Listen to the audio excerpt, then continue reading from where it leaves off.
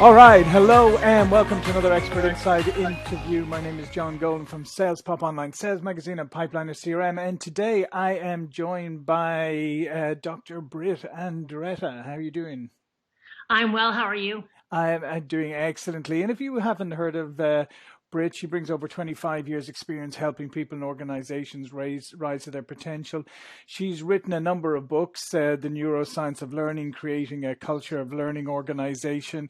And what we really want to talk about today is her latest book, which is all about teams and collaboration, and it's called Wired to Connect.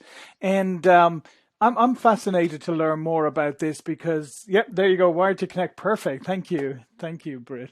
And by the way, where are you today? I'm in Santa Barbara, California. Oh, beautiful. And I'm here in North County, San Diego, so we're in the same state.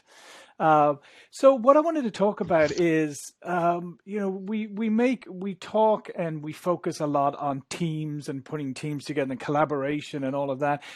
But I don't think most of us really understand how collaboration really happens because, a lot of the times we think, well, it should happen naturally, right? Or it should just grow organically because we're all wonderful people, right? And we're all like, very talented and we just put a bunch of people together, just natural collaboration will happen. Is that the case? Actually, no. And there's a couple reasons for this. One is that we use the term collaboration when we're really talking about cooperation Hmm. and coordination.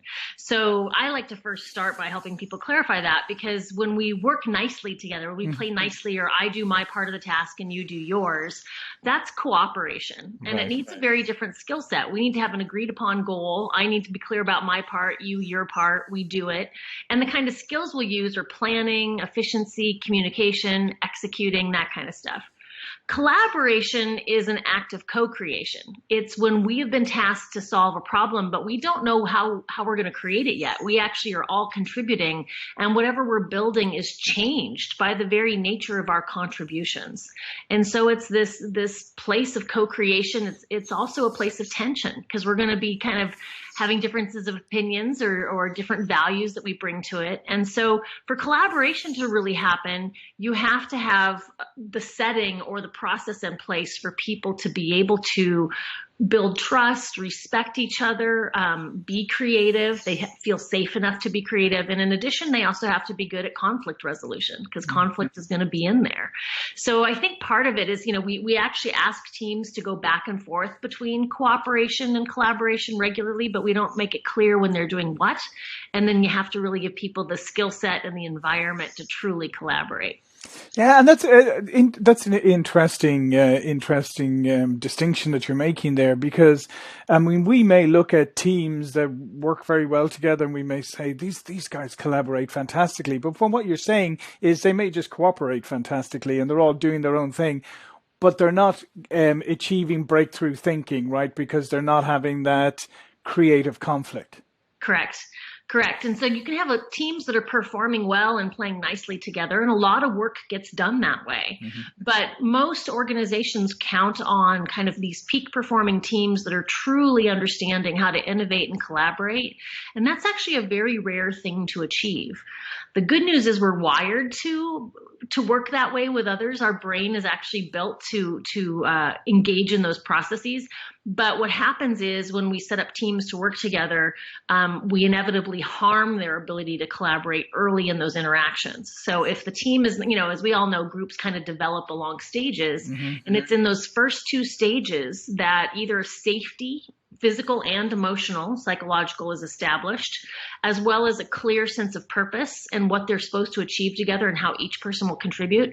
If those two things don't happen early on, the team can never achieve full collaboration and hit that peak state. I have a model that I built from the brain science, and I call them the four gates of peak team performance, because you can't get to gate four if you don't Right. have things in place.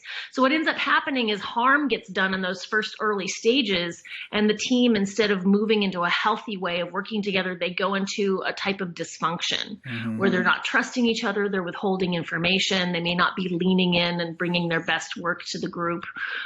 There's a lot of things, and then the team just kind of stalls out, and it may perform okay, but it's not going to be something that really helps the organization achieve its strategic goals. Yeah, there's a couple of interesting things to unpack in there. So one of the first things I wrote down here is this idea of conflict and creative conflict. It seems to me nowadays that we spend an inordinate amount of time trying to avoid conflict, right? And that it's almost culturally, it's become this thing of, you have to avoid conflict and people have to be happy and all of that. And obviously creative conflict isn't people just attacking each other because they don't like each other. It's ideas going back and forth and really trying to get to the best idea. Do you find that we have become very conflict averse because we don't understand the creative power that it contains? Absolutely. I mean, people tamp down conflict when conflict is actually a healthy thing if it's not toxic. You're right. So if people are doing things to demean each other and to undermine each other, you have toxic conflict. Mm-hmm. If they're just having passionate conversations and trying to convince each other, as long as there's space for listening, that can be very healthy, right? So we have to teach people how to listen and truly understand another's perspective, even if you don't agree with it. We have to find ways to have those spirited conversations without taking a turn to meanness. And then some of us have to get a little more comfortable with that, right? For some people, if they grew up in a home, and all of this goes back to our childhood. Sure. If you grew up in a home that was abusive, even the smallest sound of conflict, you're going to want it to stop. And other people who grew up in loud, fighting families, but everyone loved each other, they'll go at it and have no problem with it. So we also have to help people ease their way into the conflict of the group. And you do that by building trust first, because if you and I have trust and then you come at me in a very spirited way one day, John, I can handle it, right? But another day it might scare me. So we also have to help people get there. Yeah, it's interesting. Well, I grew up back in Ireland in a small house, and there were 7 of us, so 5 kids and 2 parents. So we all grew up knowing how to, shall we say, fight our corner. Yourselves. Yeah. Hey, that first temper thing is nothing to mess with. I know. But there's some interesting things in there though, because obviously as we're looking at the newer generations coming through, this could potentially be somewhere, because they're highly creative people, but could be somewhere where there's a little bit of a deficit, right? Because we see a lot of, as I said, conflict aversion, but also not hiding behind electronics and not really confronting things face to face and all of that. And yes, a lot of collaboration can be done virtually and that today, but it still doesn't overcome the fact that if you need to say something to me that maybe it's not going to be that comfortable for me. If you haven't any experience in doing that, that's going to be a difficult thing for you. Yeah, I mean, so I'm a big believer in when we bring teams together, particularly teams that we want to hit that collaborative and innovative, do innovative work and be in collaboration, we really need to set them up with both team training, which is skills they need to be good at being a team, and team building, which is the time they need to build those relationships. And part of team training is both knowing how to give and receive feedback. Right. Right? Give it in a way. I always believe in truthful but kind. So you got to be able to give somebody the brutal truth sometimes, but there's a way to say it kindly, right? Yes. And then on the other side, you got to be able to hear it. You have to be able to hear critique without it just crumpling your self-esteem or sending you into intense defensiveness.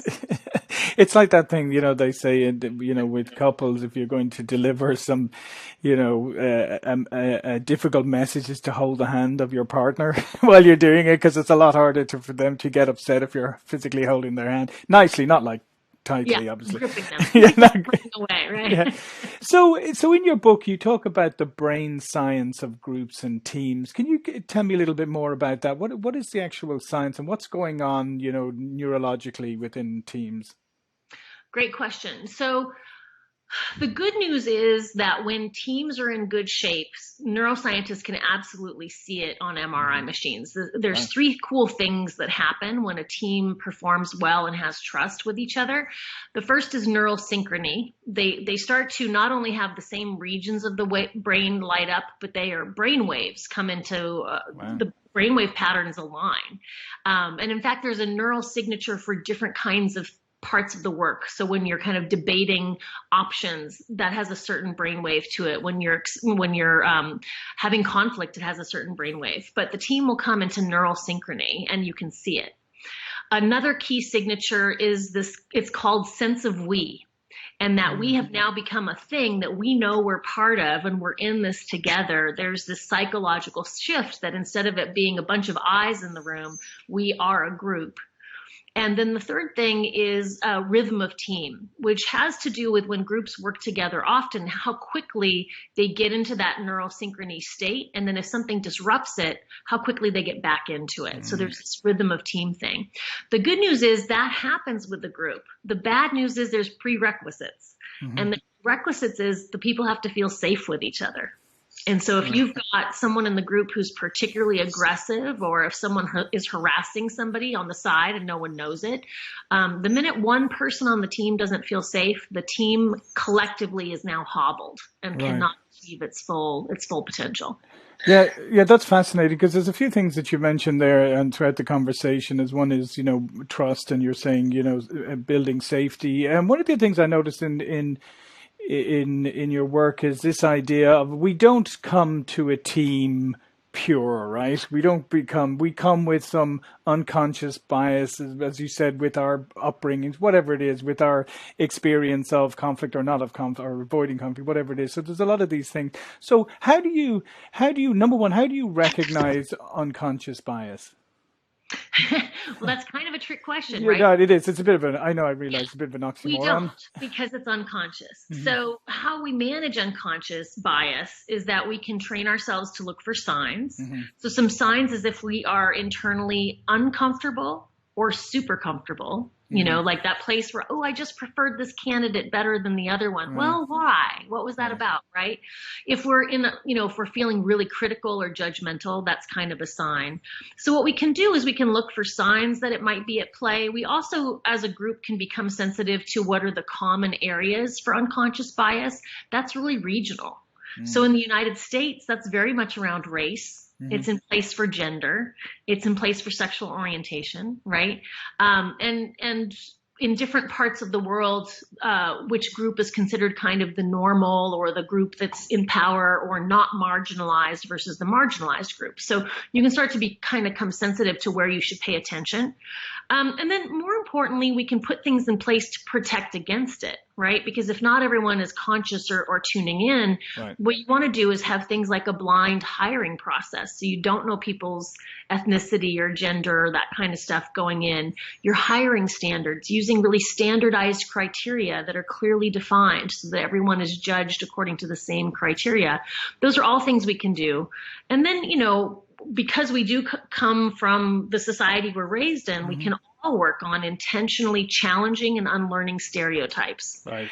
We've all been fed at school and in the media a bunch of stereotypes, and these influence our thoughts, actions, and decisions. And so what we want to do is start to go, if every time I see African Americans, for example, on the news, they're either in the role of criminal or they're misrepresented, maybe that influences my feelings about them. I need to look at that. I need to unpack that. Same with women. We've been fed a lot of messages that women are not as capable as leaders. Well, that's a bunch of hooey, and we need to just challenge that, right? So these are things that we can do around that. And so have you seen, though,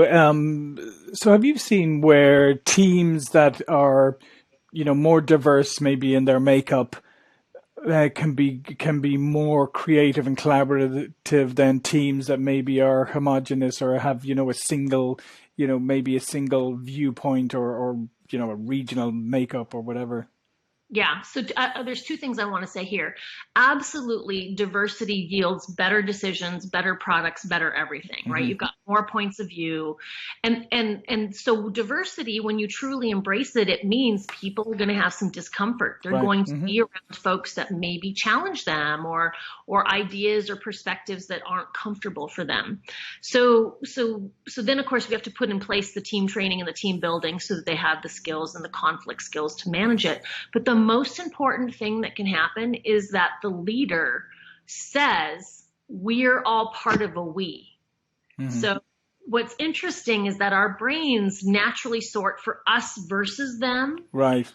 We can have an us and them, but if we're put into us versus them, our brain does some stuff that's hard to overcome. And when you look at a lot of corporations, they put people in competitive situations. Mm-hmm. And then later they reorg and they want people to be on the same side when before they were against the other group. Our brains don't recover from that initial framing.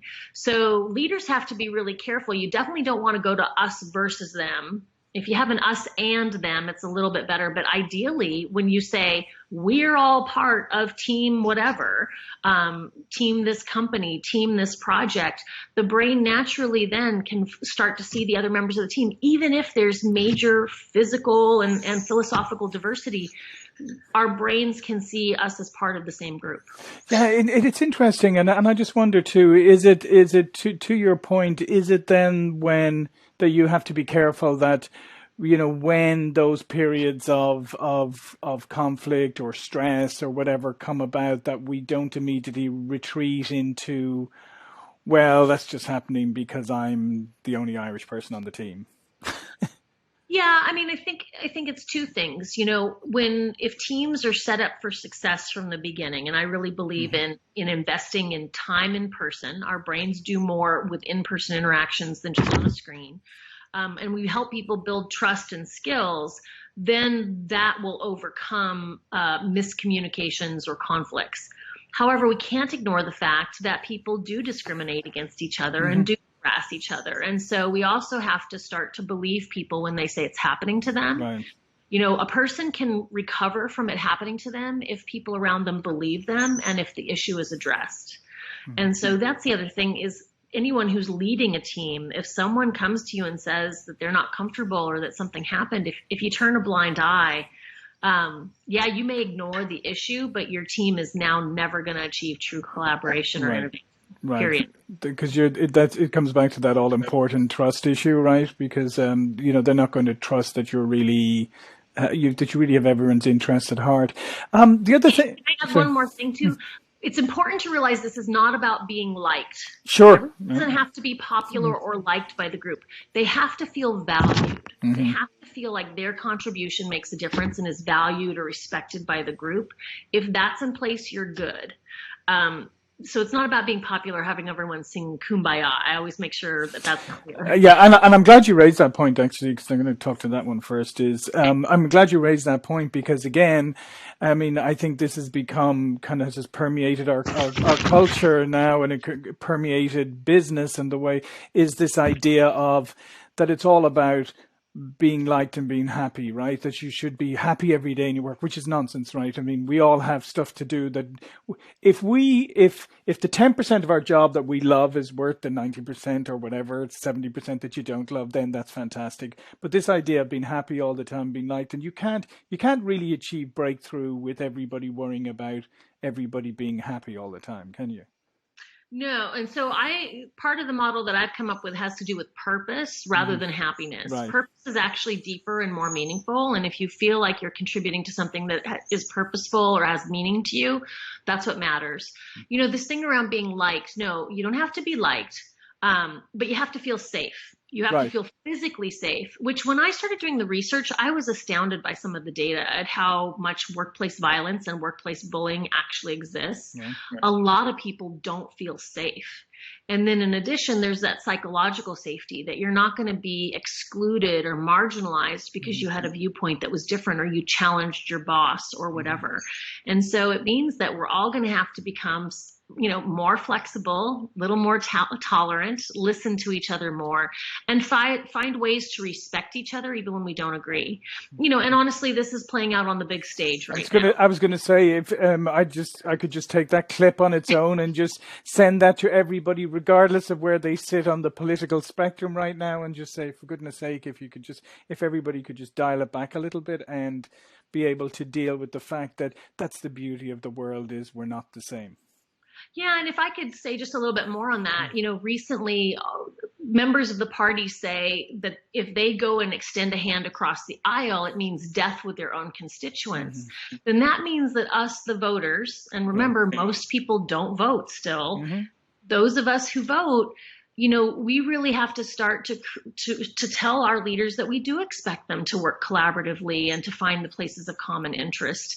We can blame Washington, but we can also look at what we do to make them earn our vote. And I think we've put people in very narrow boxes that makes it not easy for us to get anything done. Yeah. So I want my leaders to be able to collaborate. I want them to find the places of common interest.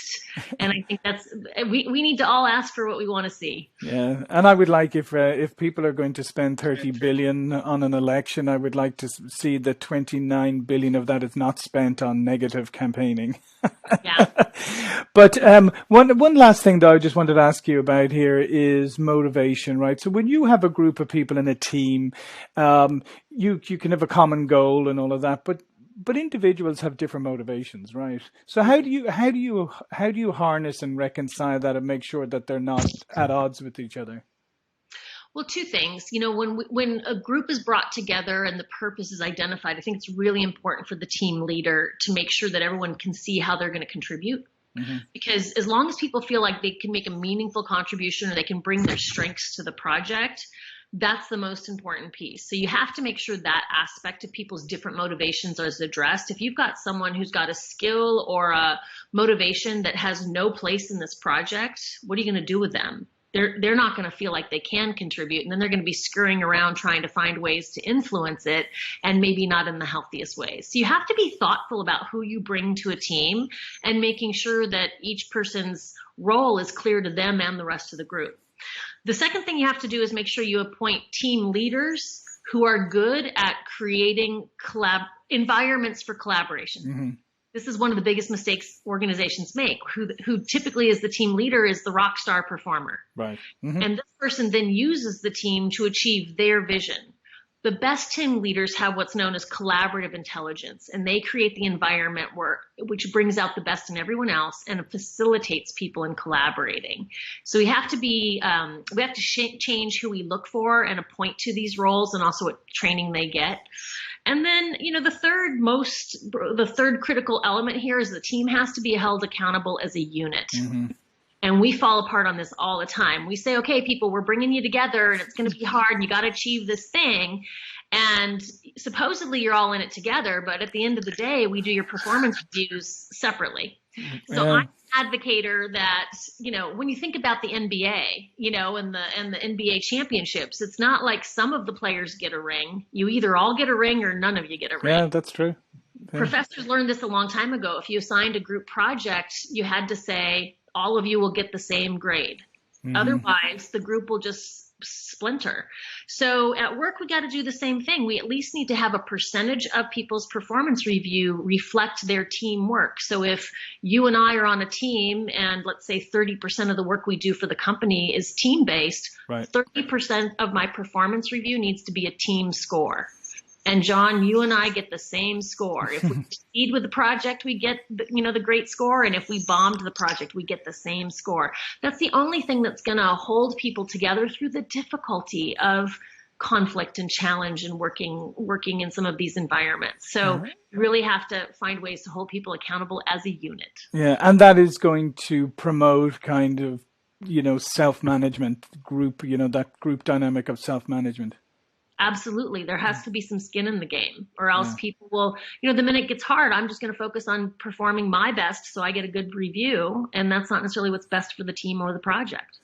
So we're bumping up against the end of our time here. So the big message that I'm taking away from here, and again, the book is called Wired to Connect, is for everybody out there, is that the best teams don't happen by accident, right? It's not just a fluke. You happen to have a bunch of people that came together and they happen to spark. It's something that needs a deliberate strategy behind it at every stage in order for it to be successful. Yeah, and what happened for me when I was doing the research and writing the book, I had some big aha moments around like, oh, so this is what happened when I was on that sweet Yeah. spot with one team that I loved. We were crushing it. That's what was going on, and oh, that's what was going on with these other teams. So, we've all felt it, I think, when Hmm. we've been part of it, and now we can really understand it. And when you can understand it, you can create it again and again. And so that's why I came up with my 4 gates to peak team performance. It's something that you can use over and over to get teams to that peak state. And then also knowing that people can't sustain there forever, right? Right. So when they're there, you want to protect them and let them run as long as they can. And then when something shifts, how do you rebuild it? Yeah. So Well, all possible things. it's and just for a moment, just going back to your sports analogy, it's the same thing. It's like, winning the Super Bowl once is a fantastic achievement, but it's way harder to win it a second time or a third time, right? And it's the same with any teams in sport. You can have a good season, but it's sustaining that over a period of time. That's the hard Absolutely. part. I guess it's the same with teams in work. You can be kill it on one project, but if it's not protected and nurtured, maybe you're not going to kill it on the others. Absolutely. And when you know what to do with a team, you can start to consistently build peak performing teams. It's Right. possible to do it. You just gotta, it all happens in the early stages, not when it gets critical. Absolutely. Listen, this has been a fantastic conversation, Britt. We could obviously talk for a lot longer, but before we go, do you want to tell people a little bit more about you and how they can learn more about what you do? Oh, thanks. Yeah. So I'm the former chief learning officer for lynda.com, which is Hmm. now LinkedIn Learning. I've always been in learning and leadership. That's what my doctorate is in. Hmm. And I've started really focusing on the brain science of success. So all of my books, I have 3 out now, have to do with the brain science of things. And I also build learning solutions that you can get certified in so you can roll it out in your own organization or bring it to other groups you work with. So I've got solutions out on change. My team's one is coming out over the holidays. And Excellent. I'm building a brain savvy manager series that'll be out in the spring.